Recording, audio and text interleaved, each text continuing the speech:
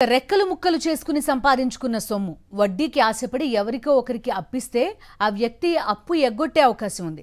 తమ డబ్బుకు ఎలాంటి ఢోకా ఉండదు అనుకుని దాన్ని బ్యాంకుల్లో దాచిపెట్టుకున్నా సరే ఆ సొమ్ములు తిరిగొస్తాయి అనే నమ్మకం పెట్టుకునే రోజులు పోయాయి. కర్నూలు జిల్లాలో సహకార పరపతి బ్యాంకుల్లో గత కొంతకాలంగా జరిగిన పచ్చి మోసాలే ఇందుకు తాజా తార్కాణం. కర్నూలు జిల్లా కొత్తపల్లి మండలం నాగంపల్లి కోఆపరేటివ్ సొసైటీ బ్యాంకులో 12 గ్రామ పంచాయతీలు ఉన్నాయి. 18 మజరా గ్రామాలకు చెందిన 3,800 మంది రైతులు ఈ బ్యాంకు సేవలను ఉపయోగించుకుంటున్నారు. తాము పండించి పంటల ద్వారా వచ్చిన సొమ్మును ఈ బ్యాంకులో దాచుకొని అవసరాలకు వాడుకుంటున్నారు. ఆత్మకూరు డివిజన్కు చెందిన కేడీసీసీ బ్యాంక్ మేనేజర్ పర్యవేక్షణలో ఈ బ్యాంకు కార్యకలాపాలు సాగుతూ ఉంటాయి. ఈ పరిస్థితిని తనకు అనుకూలంగా మార్చుకొని రైతుల సొమ్మును కొట్టేసేందుకు ప్లాన్ చేశారు. ఇక్కడ సీఈఓగా పనిచేస్తున్న కోటేశ్వరయ్య అనే ఉద్యోగి రైతుల ఖాతాల్లో నుంచి 40 లక్షల రూపాయలు కొట్టేసినట్టు ఆరోపణలు వచ్చాయి. ఈ ఆరోపణలకు ఊతమిస్తూ కోటేశ్వరయ్య ఓ నెల రోజుల నుంచి విధులకు డుమ్మా కొట్టేశారు. దీంతో బ్యాంకు ఉన్నతాధికారి మహమ్మద్ రసూల్ ప్రాథమిక విచారణ జరిపారు.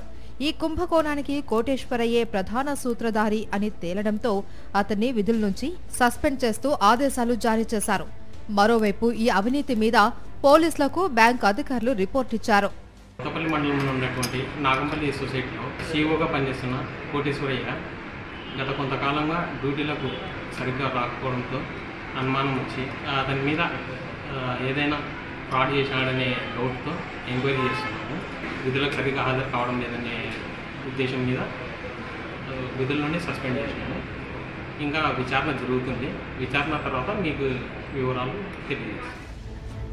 గత ఏడాది ఇదే జిల్లాలోని ఆత్మకూరు పట్టణంలోని కేడీసీసీ బ్యాంకు శాఖలో అక్కడ పనిచేసే అసిస్టెంట్ మేనేజర్, క్యాషియర్లు రైతుల ఖాతాల్లోని ₹1 కోటి కొట్టేశారు.